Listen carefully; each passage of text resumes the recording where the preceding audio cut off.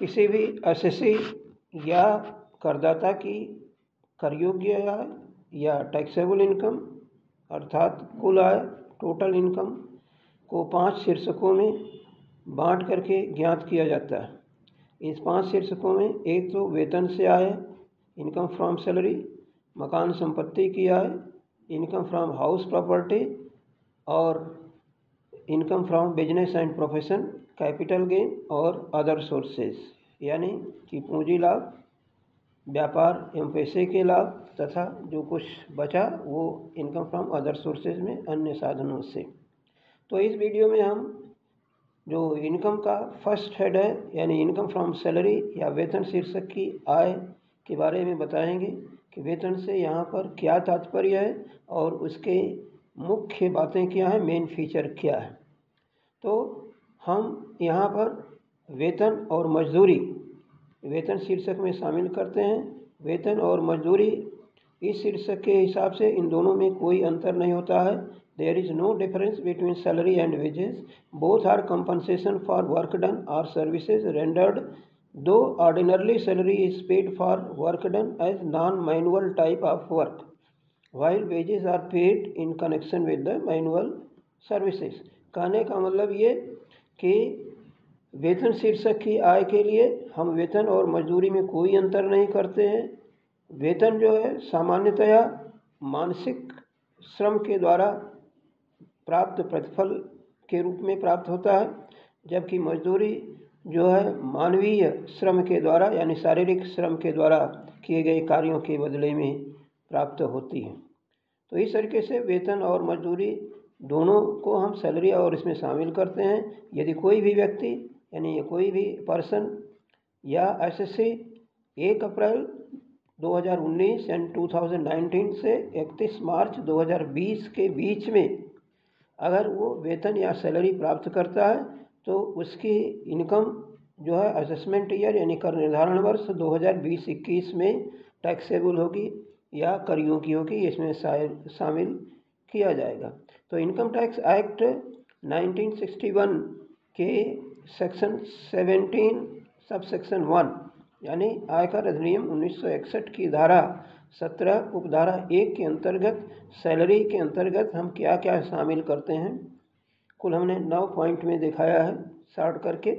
ये पहला है वेतन और मजदूरी या वेजेस एंड सैलरी, ये लिखी जाएगी यानी जिसको हम एक तरीके से बेसिक सैलरी कहते हैं या बेसिक वेजेस कह सकते हैं।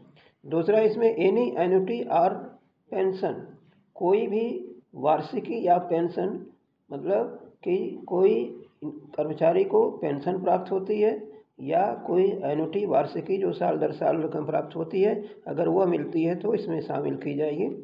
ग्रेच्युटी कर्मचारियों को आमतौर से रिटायरमेंट पर या नौकरी से हटने पर या दुर्घटना होने के कारण नौकरी से हटने पर यह ग्रेच्युटी प्राप्त मिलती है, जिसको हम भरण पोषण भी कहते हैं कि उसके बाद यानी सर्विस से हटने के बाद आदमी किस प्रकार से अपना जीवन यापन करेगा, कैसे जीवन चलाएगा, इसके लिए हम ग्रेच्युटी कर्मचारियों को दी जाती है।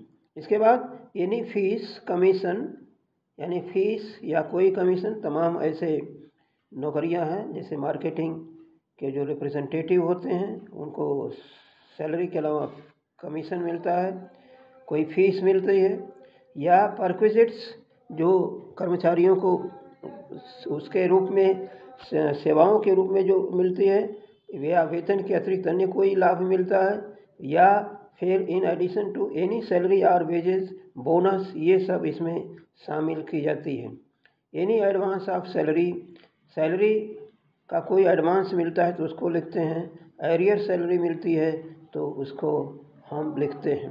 इसके बाद जो है कि annual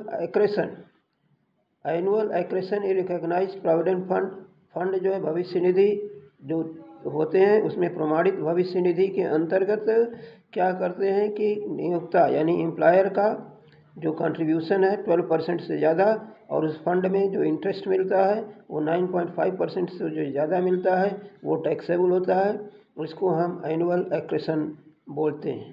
salary against earn leave, जो लीव है छुट्टियां हैं जो अर्न की जाती हैं उसके बदले में यदि कर्मचारी वेतन प्राप्त करता है तो वो इसमें शामिल किया जाएगा। Transferred balance in recognised provident fund, कभी कभी जो शुरू में जो गैर सरकारी कर्मचारी हैं उनके प्रोविडेंट फंड जो हैं अनरिकॉग्नाइज्ड होते हैं, यानी इनकम टैक्स कमिश्नर से मान्यता प्राप्त नहीं होते हैं। तो शुरू में ये जो अनरिकॉग्नाइज्ड प्रोविडेंट फंड रखते हैं, बाद में जब वो प्रमाणित हो जाता है आयकर कमिश्नर से, तो उस डेट में कितना इनका फंड रहा वो ट्रांसफर्ड बैलेंस कहलाता है। वो आपका कितना उसमें से एग्जम्प्ट होगा, कितना टैक्सेबल होगा, ये ट्रांसफर्ड बैलेंस जिसको हम हस्तांतरित शेष के नाम से जानते हैं। इसके अलावा जैसा कि पेंशन कर्मचारियों को जो अब जनवरी 2004 से गवर्नमेंट एम्प्लॉइज़ हैं उनको पेंशन बंद कर दी गई है।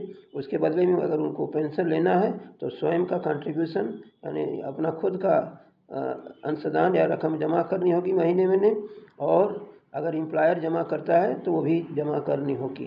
तो इसमें अगर एम्प्लॉयर का कोई कंट्रीब्यूशन होता है तो वो टैक्सेबल होगा, यानी contribution by the employer to employees pension fund plan approved by the central government after 1 यानी 1 जनवरी 2004 के बाद जो इनका अंशदान हुआ है वो होता है। तो इस तरीके से ये वेतन शीर्षक के अंतर्गत जो है आपके ट्रांसफ़र किए जाते हैं। इसी प्रकार से इसमें जो है आपके अलाउंसेस या जो भत्ते हैं वो ट्रांसफ़र वो टैक्सेबल होते हैं। जैसे आपका शुरू में लिखा गया any annuity or pension, any fees commission perquisites or profit. इसी तरीके से इनको वेतन बेसिक सैलरी के अलावा इनको कुछ एक्सपेंसेस पूरा करने के लिए रकम दी जाती है महीने महीने के आधार पर, या जो है आपके उसमें दी जाती है अतिरिक्त कैश के रूप में दी जाती है, उसको हम अलाउंसेस के नाम से शामिल करते हैं। तो ये आपका टैक्सेबल होता है। तो इस प्रकार से आपके 9-10 पॉइंट जो हैं ये इसमें शामिल किए जाते हैं वेतन के अंतर्गत कुल इनकम वेतन शीर्षक की आय कैलकुलेट करने के लिए। अब बात यहाँ उठती है कि वेतन के मुख्य बिंदु क्या है, मुख्य जो इसकी बातें क्या है। मैं इम्पॉर्टेंट पॉइंट रिगार्डिंग सैलरी या वेतन से संबंधित मुख्य बातें। पहला पॉइंट ये है कि there is no difference between salary and wages, जैसा कि हमने पहले बताया था इसमें कोई अंतर नहीं होता है for the purpose of income from salary, यानी वेतन और मजदूरी शीर्षक की आय ज्ञात करने के लिए मजदूरी और वेतन में कोई अंतर नहीं होता। दूसरा जो मेन पॉइंट है, there is relationship between employees and employer, एक करदाता जो एम्प्लॉई है और एक एम्प्लॉयर यानी जहाँ वो काम करता है वो एम्प्लॉयर है। एम्प्लॉयर और एम्प्लॉई के बीच में एक संबंध होता है, वो संबंध होना चाहिए। ऐसा नहीं कि एम्प्लॉई खुद अपना जो है सैलरी वो जनरेट कर ले अपने से। तो इस तरीके से आपका जो दूसरा पॉइंट है। तीसरा पॉइंट है कि salary income must be real and not fictitious, यानी वेतन की आय जो है, वेतन जो मिलना चाहिए वो वास्तविक होना चाहिए, काल्पनिक नहीं होना चाहिए कि कोई व्यक्ति ये कह ले कि हम इस कंपनी अपनी कंपनी में काम करते हैं, इसका वेतन जो है इतना रुपया हम अपने लिए रखते हैं। तो ये एक तरीके से ये काल्पनिक होता है, क्योंकि ये एम्प्लॉई और एम्प्लॉयर के बीच का यहाँ कोई रिलेशन नहीं हुआ और ना ही तो एक्चुअल पेमेंट हुआ कि कोई भी आदमी पेमेंट अपने आप में स्वयं में नहीं करता। इसके बाद है कि salary can be received from more than one employer, एक आदमी एक से अधिक जगह पर काम कर सकता है, इसलिए उसकी वेतन की आय में जितनी भी जगह वो काम करता होगा सबकी वेतन से आय कैलकुलेट करके इनकम फ्रॉम सैलरी में शामिल की जाएगी। कोई भी एम्प्लॉई कर्मचारी अगर अपनी सैलरी को छोड़ देता है तो वो टैक्सेबल होगा, मतलब सैलरी न लेने की वजह से ऐसा नहीं हो सकता कि उस पर टैक्स न लगे। लेकिन यदि कोई एम्प्लॉई ये वेतन अपना सरेंडर करने का विकल्प चुनता है, किसको, सेंट्रल गवर्नमेंट को, केंद्रीय सरकार को अगर सरेंडर करी जाती है, वेतन किसी कर्मचारी द्वारा सरेंडर कर दी जाती है तो वो रकम टैक्सेबल नहीं होगी। टैक्स फ्री सैलरी यानी कहीं कहीं कर मुक्त वेतन दिया जाता है, कर्मचारी की जितनी सैलरी बनती है वो सैलरी इनको दे दी जाती है कर्मचारियों को, और उस पर जितना टैक्स बनेगा वो उसके एम्प्लॉयर द्वारा पेमेंट किया जाता है। तो एम्प्लॉई की जो इनकम होती है, जितना उसको सैलरी मिली वो और प्लस जितना टैक्स उसकी ओर से जमा किया किसने, एम्प्लॉयर ने, ये जोड़ करके सैलरी जो है टैक्सेबल होगी।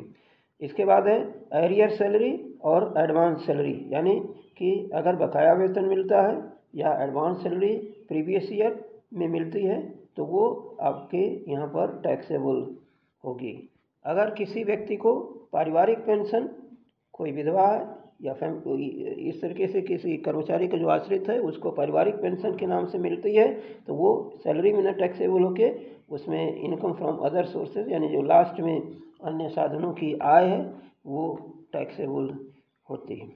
इसके बाद जो है 10वें नंबर पर कि एक सांसद यानी एमपी, जिसको मेंबर ऑफ पार्लियामेंट कहते हैं, सांसदों का वेतन जो है वो टैक्सेबल इनकम फ्रॉम सैलरी में न होकर के अदर सोर्सेज में होता है। क्यों ऐसा है कि मेंबर ऑफ पार्लियामेंट ये जो हैं जनप्रतिनिधि कहलाते हैं, पब्लिक रिप्रेजेंटेटिव होते हैं, न कि एक एम्प्लॉय होते हैं। इनका कोई एम्प्लॉयर नहीं होता है, ये एक जो है रिप्रेजेंटेटिव होते हैं, पब्लिक रिप्रेजेंटेटिव होते हैं, जिसके कारण इनकी जो सैलरी मिलती है वो सैलरी टैक्सेबल होगी, लेकिन इनकम फ्रॉम सैलरी में ना होकर के इनकम फ्रॉम अदर सोर्सेज में टैक्सेबल होगी। इसी प्रकार से salary received by a partner from their firm, यानी किसी भी साझेदार को उसके फर्म से जो वेतन मिलेगा वह वेतन की आय सैलरी इनकम में शामिल की जाएगी, यानी सैलरी इनकम में टैक्सेबल होगी। मतलब साझेदारी फर्म जो है उसका कोई साझेदार है, साझेदार अपने फर्म में काम करता है तो वहाँ से जो उसको इनकम मिलेगी वो टैक्सेबल हो जाएगा, किसमें, आपके इनकम फ्रॉम सैलरी में। और लास्ट में हम ये बताने जा रहे हैं कि एक कर्मचारी की जो सैलरी की डेट होती है पेमेंट की, वो पेमेंट की डेट क्या होनी चाहिए, क्या होती है। अगर कहीं क्वेश्चन में ये क्लियर कट न उल्लेख किया गया हो, न दिया गया हो, तो हम ये देखेंगे कि क्या एम्प्लॉई जो है गवर्नमेंट एम्प्लॉई है या नॉन गवर्नमेंट एम्प्लॉई है। सरकारी यानी केंद्र सरकार या राज्य सरकार के, और इनके अलावा बाकी जो बच्चे 2 कैटेगरी बनाई गई। तो सरकारी कर्मचारियों का, गवर्नमेंट एम्प्लॉइज़ का हर महीने का वेतन अगले महीने की पहली तारीख को ड्यू होता है। मतलब कि जैसे मार्च का वेतन अप्रैल में होगा, अप्रैल का वेतन मई में होगा, मई का वेतन जून में होगा। ये गवर्नमेंट एम्प्लॉई का है। जो बाकी जो बचते हैं कर्मचारी नॉन गवर्नमेंट एम्प्लॉइज़, जैसे कंपनियां हैं, पब्लिक सेक्टर की बैंक हैं या अन्य कोई हैं, तो उनका जो सैलरी है वो महीने की लास्ट डेट की को ड्यू हो जाती है। जिस महीने की सैलरी होगी उसी महीने के लास्ट डेट, जैसे आपका 30 या 31 तारीख जो होती है उस तारीख को ड्यू मानी जाती है, अगर कोई स्पेशल इंस्ट्रक्शन न दी गई हो। तो इस प्रकार से हमारा ये इनकम फ्रॉम सैलरी हेड है। इसको अगर बात हमारी समझ में आई है तो आप लाइक करेंगे, और अगर चैनल को हमारे सब्सक्राइब नहीं किए हैं तो सब्सक्राइब करेंगे। धन्यवाद।